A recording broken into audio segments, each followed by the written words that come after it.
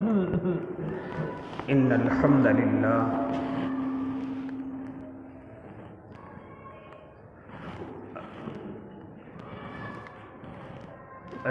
لله رب العالمين والعاقبة للمتقين والصلاة والسلام على سيد الأنبياء والمرسلين وعلى آله وأصحابه وأزواجه وذرياته أجمعين أما بعد فأعوذ بالله من الشيطان الرجيم بسم الله الرحمن الرحيم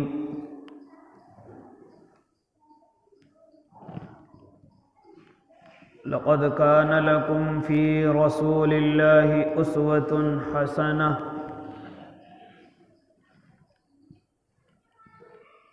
وقال تعالى النبي أولى بالمؤمنين من أنفسهم وأزواجه أمهاتهم وقال تعالى ويطعمون الطعام على حبه مسكينا ويتيما وأسيرا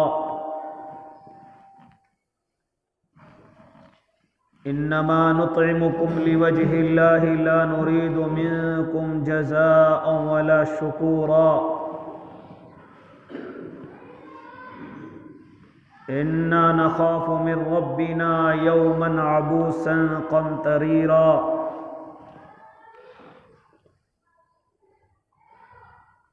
صدق الله العظيم وصدق رسوله النبي الكريم ونحن على ذلك من الشاهدين والشاكرين والحمد لله رب العالمين. باوقار علماء کرام، واجب الاحترام ساتھیوں، بزرگوں، نوجوانوں اور معصوم بچوں، اپنے گھروں میں سماعت فرمانے والی مقدس پاکیزہ مائیں اور بہنوں،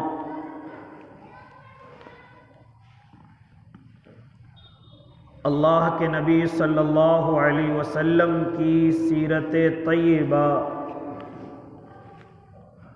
تواتر کے ساتھ آپ حضرات کے سامنے کم علم کے مطابق بیان ہو رہی ہے، اور آپ حضرات کی محبت اور شوق اور لگن کو دیکھ کر اللہ رب العزت وہ باتیں کہلوا دیتا ہے جو مجھے اور آپ کو اپنے عمل میں لانی چاہیے.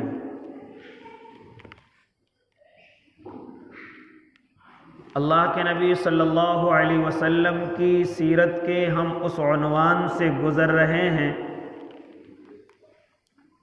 کہ آقا علیہ الصلاۃ والتسلیم نے کتنے نکاح فرمائے ہیں؟ 11 نکاح فرمائے. ان میں 4 نکاحوں کا تذکرہ، پہلی حضرت خدیجۃ الکبریٰ سیدہ رضی اللہ تعالی عنہا، دوسری حضرت سیدہ سودا رضی اللہ تعالی عنہا، تیسری حضرت عائشہ صدیقہ رضی اللہ تعالی عنہا، اور چوتھی سیدہ حفصہ بنت عمر رضی اللہ تعالی عنہا کا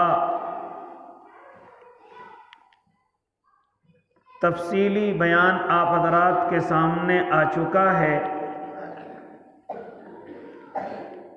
حالانکہ بعض کتابوں میں اس سے الگ بھی ہے، تیسرا کوئی اور، چوتھا کوئی اور. اسی طرح آج جو تذکرہ ہے وہ 5ویں آپ کی زوجہ محترمہ امہات المؤمنین حضرت سیدہ زینب بنت خزیمہ رضی اللہ تعالی عنہا کا تذکرہ کرنے کا ارادہ ہے. دعا کریں اللہ ہم سب کو سن کر کے عمل کرنے کی توفیق عنایت کر دے۔ میرے اور آپ کے آقا کا یہ 5واں نکاح ہے۔ حضرت سیدہ حفصہ کے نکاح کے بعد کل 1 مہینے کے بعد یہ نکاح وقوع پذیر ہوا۔ میرے اور آپ کے آقا نے حضرت سیدہ زینب بنت خزیمہ سے اپنا یہ 5واں نکاح فرمایا، لیکن آپ اس سے قبل ایک تمہیدی گفتگو جو ہر بار کرنے کی کوشش کرتا ہوں وہ اپنے ذہنوں کے اندر بٹھا لیں کہ نکاح کوئی شوق کے لیے نہیں تھے، بلکہ میرے اور آپ کے آقا کی زندگی، میرے اور آپ کے آقا کا اسوہ تمام کی تمام زندگی کے لمحات میں میرے اور آپ کے لیے سبق ہے کہ جس طریقے سے ہم قرآن پر عمل کر کے کامیابی کی طرف جانا چاہتے ہیں، اسی طرح اللہ کے نبی کی زندگی پر چلے بغیر میں اور آپ کامیاب نہیں ہو سکتے اور نہ قرآن کریم پر عمل کر سکتے، کیونکہ آقا کی زندگی پر عمل کرنا یہی اصل قرآن پر عمل کرنا ہے، کیونکہ میرے اور آپ کے آقا کی زندگی تمام کا تمام قرآن ہے۔ کسی نے حضرت عائشہ سے معلوم کیا، اے اماں ہمیں اللہ کے نبی کی اخلاق بتاؤ، ہمیں ان کی زندگی کے طرز بتاؤ، وہ کس طریقے سے زندگی گزار کر کے گئے۔ کیا فرماتی ہیں اماں عائشہ؟ فرماتی ہیں کہ او لوگو کیا تم قرآن کریم نہیں پڑھتے؟ اماں ہم قرآن کریم پڑھتے ہیں۔ فرمایا وہی تو اللہ کے نبی کی عادتیں ہیں، وہی تو اللہ کے نبی کے اخلاق ہیں، لہذا قرآن پر عمل کرو، قرآن کے مطابق زندگی گزارو، اللہ کے نبی کے مطابق زندگی ہو جائے گی۔ لہذا اس لیے میرے بھائی جو زبان درازی کرتے ہیں، جو لوگ آپس میں یہ گفتگو کرتے ہیں یا سوشل میڈیا کے ذریعے لوگوں کے ایمان اور ذہن کو خراب کرنے کی کوشش کرتے ہیں کہ 11 نکاح ہوئے ہیں، اس طریقے کے الفاظ نکالتے ہیں، اور لوگوں آؤ تو صحیح میرے آقا کی سنت پر عمل کر کے دکھاؤ تو صحیح۔ ارے 25 سال کا نوجوان ہے، مکے کا سب سے بڑا خوبصورت ہے اور پورا مکہ سب سے زیادہ محبت اگر کسی نوجوان سے کرتا ہے تو محمد عربی ہیں۔ ان کے اخلاق کو دیکھ کر، ان کے کردار کو دیکھ کر، ان کی سچ گوئی کو دیکھ کر اور ان کی عادتوں کو دیکھ کر تمام مکہ اگر کسی سے محبت کرتا ہے تو میرے اور آپ کے آقا محمد عربی ہیں۔ آؤ تو صحیح 25 سال کا نوجوان ہے اور 40 سال کی بوڑھی اماں سے نکاح کر رہا ہے، ذرا مثال تو پیش کرو، ذرا آ کر کے تو دکھلاؤ کہ حضرت سودا سے نکاح ہو رہا ہے، ذرا مثال تو پیش کرو۔ سیدہ حفصہ ہاں مطلقہ یا ان کے شوہر دنیا سے رخصت ہو گئے، اس دنیا سے یہ چلے گئے، ہاں ان سے نکاح فرما رہے ہیں۔ صرف 11 نکاحوں کے اندر ایک حضرت عائشہ صدیقہ ہیں جن سے صرف کنوارے پن میں نکاح ہوا ہے، ورنہ آؤ زبان درازی کرنا یہ بڑا آسان ہے، لیکن ان کی طرح اپنی زندگی میں ایک بھی نمونہ پیش کرنا یہ بڑا مشکل ہے۔ تو اس لیے میرے اور آپ کے لیے اللہ کے نبی صلی اللہ علیہ وسلم کی سیرت طیبہ کے ہر پہلو میں سبق ہے، اور مجھے اور آپ کو ہر جگہ یہی سبق دیا جاتا ہے۔ آج میں نے اور آپ نے اپنے طریقے مضبوط کر لیے ہیں کہ صرف کنوارا ہی کنواری سے نکاح کرے گا، یا صرف مطلقہ سے ہاں جس کو طلاق ہوئی ہے وہی نکاح کرے گی۔ یہ ہم نے اور آپ نے طریقے اختیار کر لیے ہیں، لیکن اگر میں اور آپ آقا کی زندگی کے اندر آ کر کے دیکھیں تو آپ مطلقہ سے بھی کر رہے ہیں، اور آپ جن کے شوہر وفات پا گئے ان سے بھی کر رہے ہیں، اور صرف 1 یا 2 شوہروں کی زندگی میں نہیں بلکہ بعض امہات المؤمنین 2 یا 3 شوہروں سے زندگی گزار کر کے آئی ہیں، ان سے بھی میرے اور آپ کے آقا نے نکاح فرمائے ہیں، تاکہ امت کو سبق مل جائے، تاکہ امت اس سبق کو مضبوطی سے پکڑ لے کہ جو بیچاری جن کو طلاق ہو جاتی ہے ان کے نکاح کنواروں سے بھی ہو سکتے ہیں، اور جن کی بیٹیاں اور ان کے شوہر دنیا سے رخصت ہو جاتے ہیں ہاں وہ کنوارے اور جوانوں سے بھی نکاح کر سکتی ہیں۔ لیکن آج میں نے آپ نے اپنا ماحول ایسا کر لیا ہے کہ صرف کنوارا کنواری سے نکاح کرے گا، اور جس کو طلاق ہوا ہے وہ صرف ایسے ہی لڑکے کو تلاش کرے جس کو طلاق ہوا ہے۔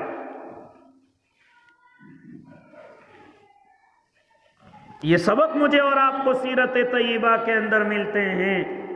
اسی لیے تو قرآن کہتا ہے لَقَدْ كَانَ لَكُمْ فِي رَسُولِ اللَّهِ أُسْوَةٌ حَسَنَةٌ، زندگی کے ہر لمحے میں مجھے اور آپ کو سبق ہے۔ اگر یہ کنوارے اور یہ نوجوان اگر اس سنت کی طرف نہیں آئے کہ جتنی ہماری ایسی بہنیں اور بیٹیاں ہیں کہ جن کے شوہر اس دنیا سے رخصت ہو گئے، یا جن کو مجبوریوں میں طلاق ہو گئی ہیں، اگر وہ اس سنت کی طرف نہیں گئے تو پھر یہ بیٹیاں کہیں غلط کام کے اندر نہ چلی جائیں، کہیں ان بیٹیوں کی جوانیاں برباد نہ ہو جائیں، کہیں یہ بیٹیاں پھر اپنے گھروں پر رہ کر کے اپنی زندگی نہ گزاریں۔ اس لیے جوانوں، یہ خاص طور سے نصیحت کی جاتی ہے، یہ شرط شریعت کے اندر نہیں ہے کہ صرف تم کنواریوں سے نکاح کرو گے۔ آؤ میرے آقا کی سنت کو زندہ کرو، آؤ میرے آقا کے طریقے پر چل کر کے دکھاؤ کہ آپ 25 سال کے نوجوان ہیں اور 40 سال کی بوڑھی عورت سے نکاح فرما رہے ہیں۔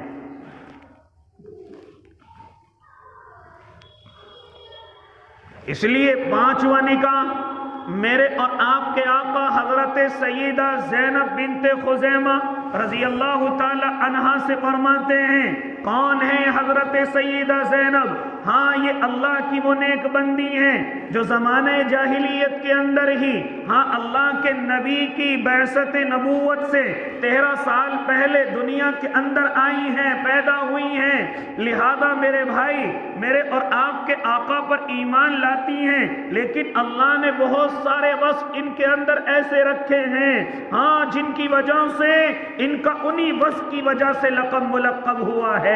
وہ کون سا وصف ہے؟ آپ مسکینوں کو کھانا کھلاتی ہیں، آپ غریبوں کا خیال کرتی ہیں، آپ یتیموں کے سروں پر ہاتھ رکھتی ہیں، آپ قیدیوں کو ان کے لیے کھانے اور کپڑوں کا انتظام کرتی ہیں۔ تو ان کو زمانہ جاہلیت کے اندر ہی ام المساکین کے لقب سے ملقب کیا گیا، یعنی جس طریقے سے اور بہت ساری ہماری مائیں بہنیں یا اور ساری صحابی اور صحابیات ان کے لقب الگ الگ ہوا کرتے ہیں، ایسے سیدہ زینب کا لقب ام المساکین ہے۔ یہ مسکین کی ماں ہے، یہ غریبوں کی ماں ہے، یہ یتیموں کی ماں ہے، یہ بے سہاراؤں کو سہارا دینے والی ہے۔ یہ لقب کیوں پڑا ہے؟ کیونکہ آپ ہمیشہ اور ہر وقت اپنے دسترخوان کو کشادہ رکھتی ہیں، اور جو بھی غریب نظر آتا ہے کھانا کھلاتی ہیں، یتیم نظر آتا ہے کھانا کھلاتی ہیں، کوئی بے سہارا نظر آتا ہے کھانا کھلاتی ہیں، یہاں تک کہ جو قیدی قید میں ہوا کرتے تھے ان کے گھر والے ان کا خیال کرے نہ کرے، لیکن سیدہ زینب رضی اللہ تعالی عنہا ان قیدیوں کو کھانا کھلایا کرتی تھی، اس لیے ان کا لقب ام المساکین ہو گیا۔ اور انہی کی تعریف میں ان جیسی عورتیں اور ان جیسے مردوں کی تعریف میں میرا اور آپ کا اللہ قرآن کریم کے اندر بھی تعریف کرتا ہے، وَيُطْعِمُونَ الطَّعَامَ عَلَى حُبِّهِ مِسْكِينًا وَيَتِيمًا وَأَسِيرًا۔ کیا فرمایا؟ اللہ کے نیک بندے ایسے بھی ہوتے ہیں جو مسکینوں کو کھانا کھلاتے ہیں، جو یتیموں کو کھانا کھلاتے ہیں، وَيَتِيمًا وَأَسِيرًا، اور اسیروں کو کھانا کھلاتے ہیں۔ اسیر کسے کہا جاتا ہے؟ اسیر قیدی کو کہا جاتا ہے۔ اللہ کے نیک بندے یتیموں کو اور مسکینوں کو اور قیدیوں کو کھانا کھلاتے ہیں۔ آج ہم نے ان چیزوں پر عمل کرنا چھوڑ دیا ہے۔ ہم دعوتیں بھی کھلاتے ہیں تو صرف اپنے رشتہ داروں کو، ہم کھانے پر بلاتے ہیں تو صرف اپنے سے ملنے جلنے والے اور اپنے سے بڑے لوگوں کو۔ ہمارے دسترخوان پر غریب نظر نہیں آتے، ہمارے دسترخوانوں پر یتیم نظر نہیں آتے، ہمارے دسترخوانوں کے جو مستحق ہیں وہ قیدی نہیں ہیں۔ اور مسلمان، آج میں اور آپ کدھر چلے گئے اچھا کھانا کھانے کے لیے؟ اگر ولیمہ ہو، عقیقہ ہو، یہ عمدے کھانے ہوتے، ان کے کھانے کے لیے ہمارے صرف رشتہ دار آئیں گے، ہمارے سے ملنے جلنے والے، ہم سے کاروبار کرنے والے، ہم سے لین دین کرنے والے وہی آئیں گے۔ کوئی یتیم، کوئی غریب ہمارے دسترخوان پر نہیں ہوگا، کوئی مسکین، کوئی فقیر ہمارے دسترخوان پر نہیں ہوگا، کوئی بیچارہ قیدی ہمارے دسترخوان پر نہیں ہوگا۔ لہذا کون ہوگا؟ جو بڑا ہوگا، محلے کا بڑا ہوگا، برادری کا بڑا ہوگا، رشتہ داروں میں بڑا ہوگا، وہ ہمارے دسترخوان پر آئے گا۔ ہاں، بلائیں گے یتیموں کو، بلائیں گے مسکینوں کو جب کسی کا انتقال ہو جائے گا، جب کوئی نقصان ہو جائے گا، جب کاروبار نہیں چلے گا، تب بلائیں گے ہم یتیموں کو اور مسکینوں کو۔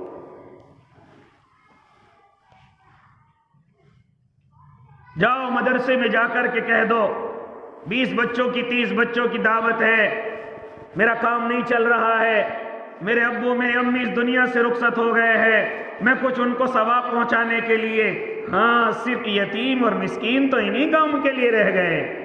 یہ تو بیچارے ہیں یتیم اور مسکین، کچھ ہم نے بنا دیا ان کو یتیم اور مسکین، کچھ ہم نے بنا دیا ان کو غریب اور فقر فاقہ میں زندگی گزارنے والے۔ ہاں، وہ اللہ کے نیک بندے، وہ یتیم اور مسکین جن کی وجہ سے اللہ مجھے اور آپ کو روزی دیتا ہے۔ ارے جن غریبوں کو میں اور آپ کمزور سمجھتے ہیں، جن غریبوں سے ہم بات کرنا پسند نہیں کرتے، کیا فرمایا تھا میرے اور آپ کے آقا نے؟ او لوگو، اللہ ان غریبوں اور یتیموں اور مسکینوں کی وجہ سے تمام دنیا کے مالداروں کو روزی عطا کرتا ہے۔ لیکن میں اور آپ ان کو بھول جاتے ہیں، یاد آتے ہیں۔ کس وقت یاد آتے ہیں؟ مرنے سے اگلے دن یاد آتے ہیں۔ جاؤ مدرسے کے بچوں کو بلا کر کے لے آؤ، جاؤ آج جمعرات ہے، محلے کے جتنے بھی غریب ہیں گھر لے کر کے آ جاؤ۔ کہاں سے یہ طریقے نکالے؟ کیوں ہمارے اونچے دسترخوانوں میں، کیوں ہمارے اچھے کھانوں میں یتیم نظر نہیں آتے؟ کیوں ہم جب مہنگے کھانے بناتے ہیں، کیوں ہمارے دسترخوانوں پر مسکین نظر نہیں آتے؟ کیوں ہم محلے کے غریبوں کے لیے الگ وہی صرف جو نچلے درجے کا کھانا ہوتا ہے وہ غریب اور یتیموں کے لیے بنواتے ہیں، ورنہ اونچے کھانے تو ہمارے مالداروں کے لیے ہوتے ہیں، رشتہ داروں میں بڑوں کے لیے ہوتے ہیں۔ ایسے لوگوں کی تعریف نہیں کی میرے اور آپ کے اللہ نے۔ کون سے لوگوں کی تعریف کی؟ وَيُطْعِمُونَ الطَّعَامَ عَلَى حُبِّهِ مِسْكِينًا وَيَتِيمًا وَأَسِيرًا۔ ہاں، اللہ کے نیک بندے یتیموں کو اور مسکینوں کو اور قیدیوں کو کھانا کھلاتے ہیں۔ انما نطعمکم لوجہ اللہ لا نرید منکم جزاء ولا شکورا۔ اور ساتھ ساتھ میں یہ بھی کہتے ہیں، او اللہ کے نیک بندو، ہم دنیا کے دکھلانے کے لیے تمہیں کھانے نہیں کھلا رہے، ہم تو صرف اللہ کا شکر ادا کرنے کے لیے، اللہ کی رضا حاصل کرنے کے لیے ہم صرف تمہیں کھانے کھلا رہے ہیں۔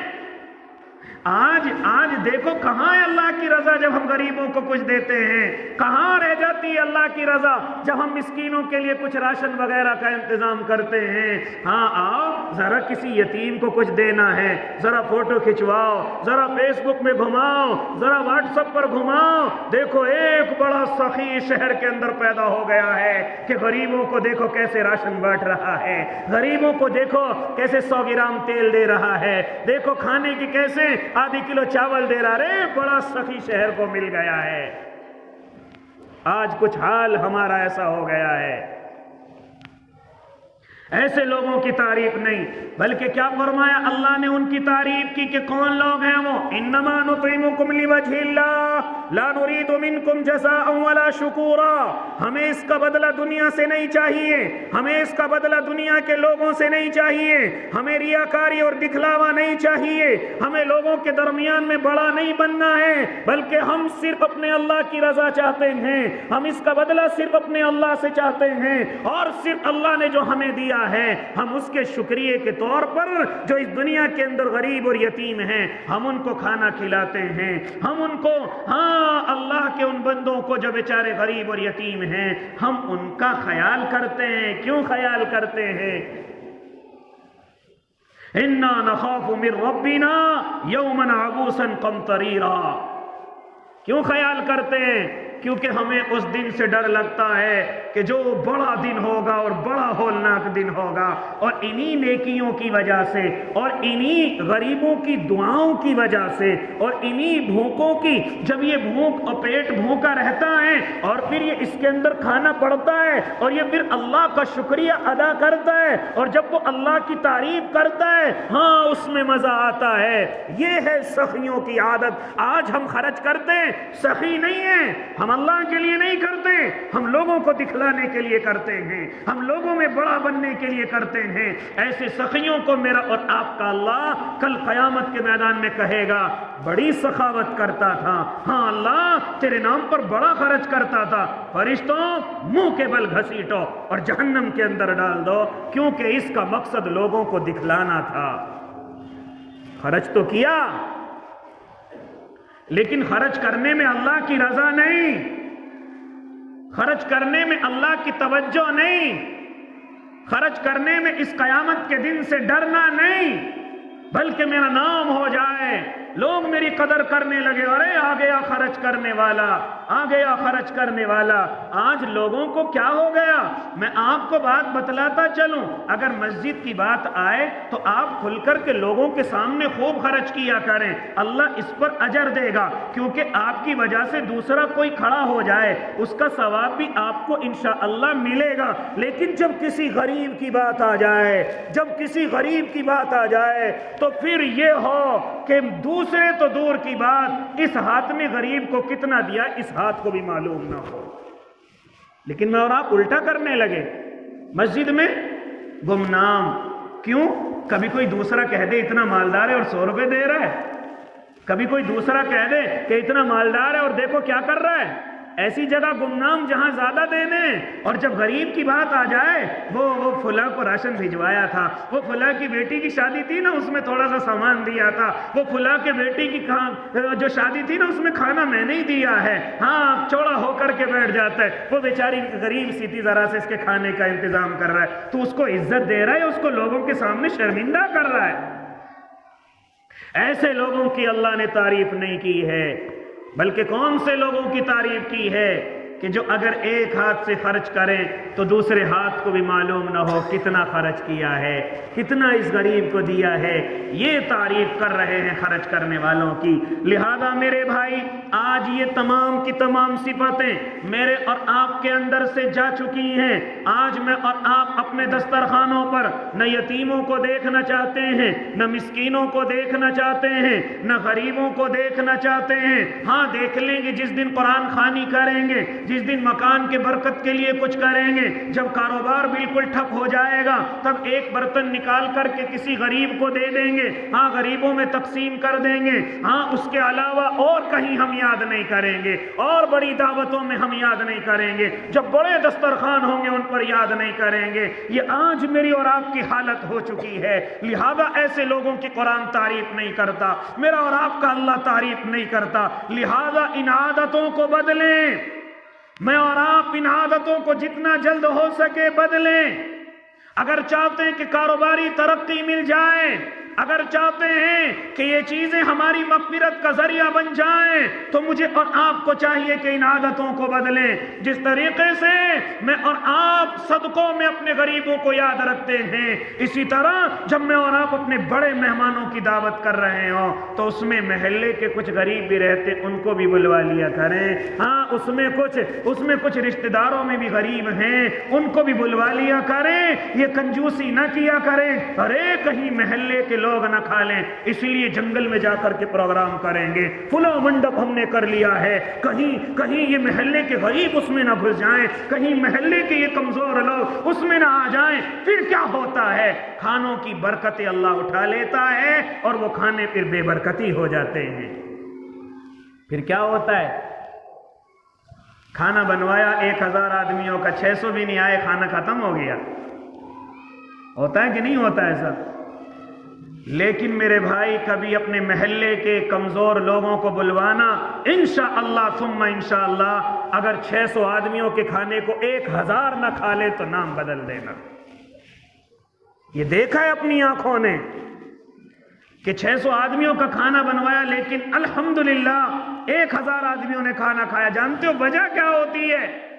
وجہ یہ ہے کہ اس میں یتیم، مسکین، غریب، تمام کے تمام لوگ آپ کے محلے کے اور رشتہ دار شامل ہو گئے تھے، جن کی برکتیں اللہ نے دکھائی ہے، اور جن سے بچ کر کے تو دور پہنچا ہے، دور بھاگا ہے. ہاں وہاں کہاں سے برکتیں آ جائیں؟ وہاں بے برکتی ہوگی. وہاں جس عزت کے لیے تو چلا تھا، جس عزت کو پانے کے لیے تو چلا تھا، تجھے بے عزت ہونا پڑے گا. اس لیے کیا فرمایا قرآن کریم نے؟ وَيُطْعِمُونَ الطَّعَامَ عَلَىٰ حُبِّهِ مِسْكِينًا وَيَتِيمًا وَأَسِيرًا. لہذا یقین جیسے لوگوں کی تعریف ہے، یہ 5ویں بیوی، 5ویں زوجہ محترمہ، 5ویں ہماری اماں حضرت زینب بنت خزیمہ رضی اللہ تعالی عنہا کا وصف بیان کیا گیا ہے. اور یہ ان کا نہیں بلکہ ان جیسی عورتوں کا. میں اپنی ماں اور بہنوں سے بھی گزارش کرنے لگا ہوں کہ کھانا کھلانے کی ذمہ داری صرف تمہارے شوہر اور بیٹوں کی نہیں ہے، بلکہ تم بھی غریبوں کو شامل کیا کرو، تم بھی یتیموں کو شامل کیا کرو.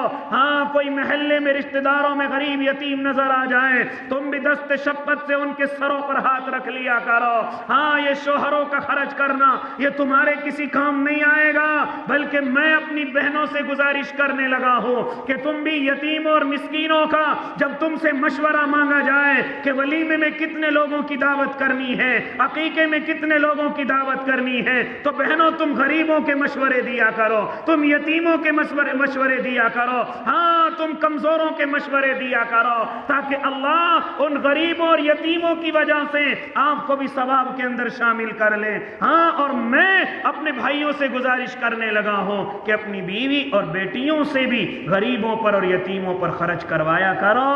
ہاں صرف ثواب کے مستحق تم نہیں ہو، بلکہ یہ ہماری مائیں اور بہنیں بھی ثواب کی مستحق ہیں. اسی لیے تو ام المساکین حضرت سیدہ زینب بنت خزیمہ رضی اللہ تعالی عنہا کا جو لقب ہے وہ ام المساکین اسی لیے ہے کہ وہ مسکینوں کا خیال کرتی تھی، وہ غریبوں کا خیال کرتی تھی، وہ بے کسوں اور بے سہاراؤں کا خیال کرتی تھی. لہذا ان کو زمانہ جاہلیت کے اندر ہی ام المساکین کہا جاتا تھا. یہ مسکینوں کی مائیں ہیں، یہ غریبوں کی مائیں ہیں. لہذا اس طریقے سے ان کا لقب اسی چیز سے ملقب ہوا. لہذا میرے بھائی وقت مختصر آگے کی طرف چلیے. حضرت سیدہ زینب جو شروع میں اسلام قبول کرنے والے لوگ ہیں انہی میں اسلام قبول کر لیتی ہیں. لہذا ان کے نکاح میں مختلف آراء ہیں. ہاں بعض مورخین نے اور بعض اصحاب سیر نے ان کا پہلا نکاح طفیل ابن حارث سے لکھا ہے، دوسرا نکاح حضرت عبیدہ ابن الحارث انہی کے بھائی ہیں ان سے لکھا ہے، اور تیسرا نکاح حضرت عبداللہ ابن جہش رضی اللہ تعالی عنہ سے لکھا ہے. لیکن میرے بھائی اس کے اندر اختلاف ہے. ہاں حضرت عبیدہ جن سے ان کے نکاح کی تصدیق ہوئی ہے کہ ہاں پہلا نکاح حضرت عبیدہ ابن الحارث سے ہوا ہے، لہذا یہ شروع اسلام کے اندر اللہ کے نبی پر ایمان لے آتے ہیں. ہاں اسلام کے ساتھ ساتھ یہ ایمان بھی قبول کر لیتے ہیں. عبیدہ ابن الحارث سے ان کا نکاح ہو جاتا ہے. ہاں یہ اس وقت کی بات ہے کہ جب مکہ المکرمہ کے اندر ایمان والوں پر ظلمتیں ہیں، ایمان والوں پر مصیبتیں ہیں، ایمان والوں کو پریشان کیا جا رہا ہے. لہذا ایسے وقت میں وہ اعلان ہوتا ہے کہ اب مکہ المکرمہ کو چھوڑ دیا جائے. یہاں ایمان خطرے میں ہے، یہاں جان خطرے میں ہے، یہاں مال خطرے میں ہے. لہذا ان تینوں کو اگر بچانا چاہتے ہو تو مکہ المکرمہ کو چھوڑ دو اور مدینہ المنورہ کی طرف روانہ ہو جاؤ. لہذا جب یہ قافلہ مدینہ المنورہ پہنچا ہے تو اس میں حضرت زینب بنت خزیمہ اور ان کے شوہر حضرت عبیدہ ابن الحارث بھی ہیں. یہ بھی مدینہ المنورہ کے اندر پہنچے. کچھ ہی روز کے بعد میرے اور آپ کے آقا محمد عربی صلی اللہ علیہ وسلم بھی مدینہ المنورہ ہجرت کر کے پہنچ گئے. اللہ کے نبی نے وہاں آپس میں بھائی بھائی بنائے جن کو مواخات کہا جاتا ہے. ایک مکی بھائی ہوگا، ایک مدینے کا بھائی ہوگا. لہذا حضرت عبیدہ ابن الحارث کو حضرت عمیر بن حمام انصاری رضی اللہ تعالی عنہ کا انہوں نے بھائی بنایا. حضرت عمیر نے بھی اعلان کر دیا عبیدہ تمہیں گھبرانے کی ضرورت نہیں، ایک مکان میں آپ کو فری میں ہدیہ کرتا ہوں اور میری کچھ زمینیں ہیں ان میں سے کچھ زمینیں تمہیں ہدیہ کرتا ہوں. لہذا کھانے کے معاملے میں عمیر کا घर तुम्हारा घर होगा। मदीने के अंसारियों ने ऐसे कुछ जज्बात दिखाए थे जब मक्कतुल मुकर्रमा से ये असहाब मक्का वहां से मदीनतुल मुनव्वरा पहुंचे थे तो मदीने के भाइयों ने ऐलान कर दिया था, ए मक्के से आने वालों, घबराने की जरूरत नहीं है। अगर बीवी छोड़ करके आए हो तो मैं अपनी बीवी को तलाक देता हूँ, वो इद्दत गुजार करके तुम्हारे निकाह में जाएगी, और एक बीवी को मैं अपने निकाह में रखूंगा। अगर जमीनें छोड़ करके आए हो तो तुम्हें ये मदीने का भाई जमीन भी देगा। अगर मकान नहीं है तो परवाह न करना, ये मदीने का भाई अगर उसके पास 2 मकान है तो 1 मकान अपने मक्की भाई को देगा। ऐसी मिसाल दुनिया के अंदर आपस में मोहब्बत की नहीं मिलती। मुख्तसर ये कि हजरत उबैदा इब्नुल हारिस हजरत उमैर इब्न हम्माम के भाई बनते हैं, लिहाजा हजरत उमैर इनको एक मकान देते हैं और अपनी ज़मीनों के अंदर कुछ ज़मीनें इनके नाम करा देते हैं। लिहाजा ए उबैदा, तुम्हें घबराने की ज़रूरत नहीं है, आगे से और इख्तिसार के साथ चलिए। फिर एक मौका ऐसा पेश आया, फिर एक वाक़या वो पेश आया जिसको मैं और आप बदर के नाम से जानते हैं, जिसको मैं और आप ग़ज़वा बदर के नाम से याद करते हैं। हाँ, ये जंग पेश आई है, ये अल्लाह के नबी का पहला मारका, ये हक़ व बातिल का पहला मारका। हाँ, जब दुश्मन गुर्राता हुआ और सिर्फ इन मुट्ठी भर मुसलमानों को काटने के लिए आया था, लेकिन मेरे और आपके अल्लाह ने मदद फरमाई थी। मैं इस तरफ भी जाना नहीं चाहता, मैं तो सिर्फ ये बतलाने आया कि जब बदर का मैदान सजा हुआ है और बातिल सामने है और हक़ इधर खड़ा हुआ है, तो पहले जंगों की तरतीब ये हुआ करती थी कि पहले अल्लाह के नेक बंदे दावत दिया करते थे, ओ कुलू ला इलाहा इल्लल्लाह तुफ्लिहू, ईमान ले आओ कामयाब हो जाओगे। अगर नहीं करते तो जिजिया दो और टैक्स दो। हाँ, अगर ये भी नहीं करते तो मैदान में आ जाओ। इस तरह से जंगें नहीं लड़ी जाती कि महल्ले के महल्ले बर्बाद कर दिए, शहर के शहर उड़ा दिए गए। ये तरीका जंगों का नहीं था, बल्कि इस तरीके से पहले ऐलान किया जाता था और फिर सफ़े दुरुस्त होती थी। उधर बातिल अपनी सफ़े दुरुस्त करता था, इधर हक वाले अपनी सफ़े दुरुस्त करते थे। लिहाजा मेरे और आपके आका अपनी सफ़ों को दुरुस्त कर रहे हैं। उधर कुफ्फारे मक्का, जिनमें बड़े बड़े सरदार आज गुर्राते हुए आए हैं, वो अपनी सफ़ों को दुरुस्त कर रहे हैं। उधर से 3 सरदार निकलते हैं, उतबा, शेबा, वलीद, ये तीनों सरदार उधर से निकलते हैं। ये तरीका हुआ करता था, पहले उधर से 2 या 3 निकलेंगे, इधर से अल्लाह के नबी के सहाबी 2 या 3 निकलेंगे और फिर इनका आपस में मुकाबला होगा। और जब इनका मुकाबला हो जाएगा फिर एक नारा अल्लाह का लगाया जाएगा, उधर से वो लश्कर दौड़ेगा, इधर से ये लश्कर दौड़ेगा। ये तरीका, ये उसूल हुआ करता था जंगों का। आज तो गरीबों की बस्तियां जला दी जाती हैं, आज तो मिस्कीनों की और यतीमों की बस्तियां जला दी जाती हैं, बेकसूरों को मार दिया जाता है और उसको धर्म युद्ध का नाम दिया जाता है। ये उसूल शरीयत के अंदर नहीं था। क्या उसूल था? पहले सफ़े दुरुस्त हुई। मुख्तसर ये कि उधर बातिल की सब दुरुस्त हुई, इधर अल्लाह के नबी ने अपनी सफ़े दुरुस्त फरमाई। उधर से 3 सरदार मक्के के निकले हैं, जिनमें से पहला उतबा है, दूसरा शेबा है और तीसरा वलीद है। इधर मेरे और आपके आका ने इजाज़त दी, ऐ हज़रत अली, आप सबसे निकल जाएं, चले मुकाबले के लिए। ऐ हज़रत हमजा, आप भी सबसे निकल जाएं और चले मुकाबले के लिए। और तीसरा नाम यही हज़रत उबैदा इब्नुल हारिस का नाम था।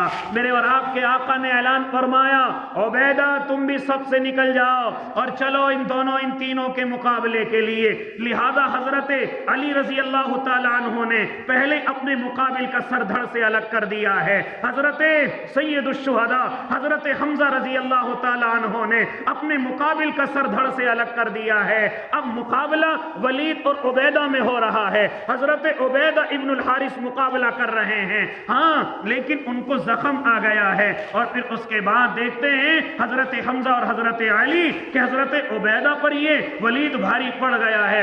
आप आते हैं और आकर के उसका सर कलम कर देते हैं। ये हैं वो उबैदा इब्नुल हारिस जो ईमान और इस्लाम की पहली जंग में पहले सिपाही बन करके निकले थे। पहली जंग है ना, ग़ज़वा बदर। اس میں سب سے پہلے سپاہی بن کر کے حضرت علی اور حضرت حمزہ کے ساتھ جو تیسرا نام تھا وہ عبیدہ ابن الحارث کا نام تھا۔ لہذا میرے بھائی یہ مقابلہ ہوا، مختصر یہ کہ یہ زخم آیا، اس زخم کے بعد حضرت عبیدہ ابن الحارث اس دنیا سے رخصت ہو جاتے ہیں، لہذا دنیا سے رخصت ہو گئے۔ اب میرے اور آپ کے آقا کا نکاح ان کی بیوی حضرت زینب بنت خزیمہ سے، لیکن اور راوی مختلف ہیں اور راوی اس کے اندر اختلاف کرتے ہیں۔ وہ فرماتے ہیں کہ آپ کا ایک اور نکاح ہوا ہے، اور وہ نکاح کن سے ہوا؟ حضرت عبداللہ بن جحش رضی اللہ تعالی عنہ سے ہوا۔ یہ کون صحابی ہیں؟ ہاں یہ وہی صحابی ہیں جو غزوہ احد کے موقع پر جب ایک ایک ایمان والے کی ضرورت پڑ رہی تھی تو اس وقت میں یہ اللہ سے دعا کر کے چلتے ہیں، اے میرے اللہ میں تیرے دین کی خاطر نکلا ہوں اور میرے مقدر میں شہادت کو کر دینا، اور جب میں شہید ہو جاؤں تو یہ کفار میری ناک اور کان کو کاٹ لیں اور میری ان چیزوں کو مسلح کر دیں اور ان کا ہار بنا کر کے اپنے گلے میں ڈالیں، اے اللہ تو میرے ساتھ ایسا سلوک کرا دینا، لہذا تاکہ کل قیامت کے میدان میں جب اپنے اللہ تیرے سامنے آؤں تو یہ حالت میری ہو کہ میری ناک اور کان الگ ہو اور وہ شہادت کی گواہی دے رہی ہو، اور میں بھی فخریہ طور پر اللہ تجھ سے کہوں یہ کام میں نے دنیا کے لیے نہیں، اے اللہ یہ میں نے تیرے دین کے لیے کیا ہے، اے اللہ میں نے یہ تیری رضا کے لیے کیا ہے۔ تو تیسرا نکاح حضرت سیدہ زینب رضی اللہ تعالی عنہ کا حضرت عبداللہ ابن جحش سے ہوا ہے، لہذا اس کے اندر اختلاف ہے کہ واقعی ہوا ہے، بعض کہتے ہیں ہوا ہے اور بعض کہتے ہیں کہ نہیں ہوا ہے۔ عبیدہ ابن الحارث کے نکاح میں آئی اور جیسے ہی وہ وہاں پر شہید ہوئے اور زخم کی وجہ سے اس دنیا سے رخصت ہوئے، لہذا اس کے بعد ظاہر سی بات ہے ابتدائے اسلام ہے اور ایک شوہری تو سہارا ہوتا ہے بیوی کا، اور وہ بھی جنگ کے میدان میں شہید ہو جائے تو پھر کیا گزرے گی ایسی عورت پر، کیسے مایوس نہ ہوگی، کیسے پریشان نہ ہوگی کہ ایمان کے سہارے کے بعد کوئی اگر سہارا میرا شوہر تھا وہ بھی دنیا سے رخصت ہو گیا، رنجیدہ ہیں، آنکھوں کے اندر آنسو ہیں۔ میرے اور آپ کے آقا اپنی سرداری کا حق ادا فرماتے ہیں اور پیغام بھجوا دیتے ہیں، اے سیدہ زینب تمہیں مایوس ہونے کی ضرورت نہیں ہے، تمہیں عبیدہ یا عبداللہ سے بہتر شوہر تمہیں ملے گا، یعنی میرا نکاح کا پیغام تمہارے لیے ہے، اگر تم چاہو تو اللہ کے نبی کے نکاح میں آ سکتی ہو۔ یہ نکاح کوئی شوق کے نہیں تھے، یہ نکاح ایسی بے سہاراؤں کو سہارا دینے کے لیے تھے۔ آج میں اور آپ مذاق اڑاتے ہیں، مذاق سنتے ہیں، یاد رکھنا میں اور آپ اپنے ایمانوں کی خبر لیں، کہیں ان مذاقوں کی وجہ سے میں اور آپ ایمان سے رخصت تو نہیں ہو گئے ہیں۔ اس لیے شوق کے نہیں سہارے کے نکاح تھے۔ حضرت سیدہ زینب رضی اللہ تعالی عنہا سے میرے اور آپ کے آقا نے نکاح فرمایا، تقریباً 29 یا 30 سال کی عمر حضرت سیدہ زینب کی ہے۔ میرے اور آپ کے آقا نے نکاح فرمایا، 400 درہم مہر مقرر ہوا یا 500 درہم مہر مقرر ہوا۔ آپ کے بھائی نے نکاح کی تمام تکمیلات کی اور آپ کا نکاح ہو گیا، لیکن اتفاق یہ کہ میرے اور آپ کے آقا کے نکاح میں آنے کے بعد 3 یا 4 مہینے آپ اللہ کے نبی کے نکاح میں رہی، پھر اللہ کی طرف سے بلاوا آیا اور حضرت سیدہ زینب رضی اللہ تعالی عنہ اس دنیا سے رخصت ہو گئی۔ صرف آپ کے نکاح میں 3 یا 4 مہینے یا زیادہ سے زیادہ 6 مہینے، اس کے اندر تھوڑا سا اختلاف ہے کہ کتنے مہینے آپ نکاح کے اندر رہی، لیکن رہی مختصر مدت، صرف 3 یا 4 مہینے۔ حضرت سیدہ زینب رضی اللہ تعالی عنہ آپ کے نکاح کے اندر 3 یا 4 مہینے رہتی ہیں اور 29 یا 30 سال کی عمر میں یہ اللہ کی نیک بندی رخصت ہو جاتی ہیں۔ آپ کی زندگی کے اندر جو 2 ازواج مطہرات اس دنیا سے رخصت ہوئی ہیں وہ صرف حضرت خدیجہ الکبریٰ ہیں اور دوسری یہی حضرت سیدہ زینب بنت خزیمہ رضی اللہ تعالی عنہا ہے جو آپ کی زندگی کے اندر اس دنیا سے رخصت ہوئی ہیں۔ حضرت خدیجہ کا تو آپ نے جنازہ نہیں پڑھایا کیونکہ اس وقت میں جنازے کی نماز مشروع نہیں ہوئی ہے، لیکن حضرت سیدہ زینب بنت خزیمہ کا آپ نے نماز جنازہ پڑھائی ہے اور قبر میں اتارا ہے، یہ ایک ایسی ازواج مطہرات میں سے ایک ایسی اللہ کی نیک بندی ہے جن کی تمام تجہیز و تکفین اور نماز جنازہ میرے اور آپ کے آقا نے پڑھائی ہے۔ آپ 29 یا 30 سال کی عمر میں اس دنیا سے رخصت ہوئی اور اسی طریقے سے آپ جنت البقیع کے اندر مدفون ہوئی، وہاں پر آپ کا مدفن ہے۔ لہذا میرے بھائی، یہ تمام کے تمام نکاحوں کی گفتگو آپ حضرات کے سامنے اسی لیے موقع کے اعتبار سے کی جا رہی ہے تاکہ مجھے اور آپ کو معلوم ہو جائے کہ نکاح شوق کے نہیں تھے بلکہ بے سہاراؤں کو سہارا دینے کے تھے، یہ صرف مجبوروں کے اور پوری امت کو سبق دینے کے لیے تھے تاکہ نوجوانوں کو سبق ملے کہ صرف کنواری ضروری نہیں ہے بلکہ دیندار ضروری ہے۔ ہو سکتا ہے کوئی مطلقہ دیندار ہو سکتا ہے کسی کا شوہر اس دنیا سے رخصت ہو گیا ہو، وہ کنواری سے زیادہ دیندار اور اللہ کی نیک بندی ہو۔ لہذا ایسی بچیوں سے نکاح کرنا یہ میرے اور آپ کے آقا کی سنتوں میں سے ایک سنت ہے۔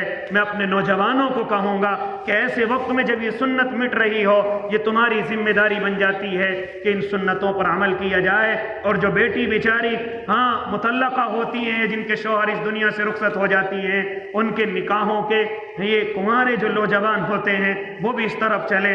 مجھ سے اگر کوئی نوجوان اس طرح کا آ کر کے مصافحہ کرتا ہے کہ جی میں نے ایسی لڑکی سے نکاح کیا ہے جو بیچاری مطلقہ ہے یا اس کا شوہر دنیا سے رخصت ہو گیا، تو میرے دل سے بڑی دعائیں نکلتی ہیں کہ آپ اللہ کے نبی صلی اللہ علیہ وسلم کی سنت پر عمل کر رہے ہیں، آپ میرے آقا کے طریقے پر ایسے وقت میں چل رہے ہیں جب یہ سنت مٹتی ہوئی جا رہی ہے، جب یہ سنت پر عمل کرنے والے نظر نہیں آتے ہیں، ایسی وقت پر آپ عمل کر رہے ہیں، اللہ آپ کو 100 شہیدوں کا اجر عطا کرے گا۔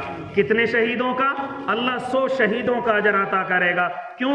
اس لیے کہ میں نہیں، میرے اور آپ کے آقا ارشاد فرماتے ہیں من تمسک بسنتی عند فساد امتی فلہ اجر 100 شہید، کہ جس نے میری سنت کے بگاڑ کے وقت ایسی سنت پر عمل کیا جو مٹ رہی تھی، ایسی سنت پر عمل کر کے دکھایا، اس کو اللہ 100 شہیدوں کا اجر عطا کرتا ہے، 100 شہیدوں کا اجر۔ تو میں اس بھائی کو بڑی دعائیں دیتا ہوں کہ اللہ تو نے یہ نکاح کیا ہے، یہ خالی نکاح نہیں ہے بلکہ تجھے 100 شہیدوں کا اجر بھی اللہ نے دے دیا ہے۔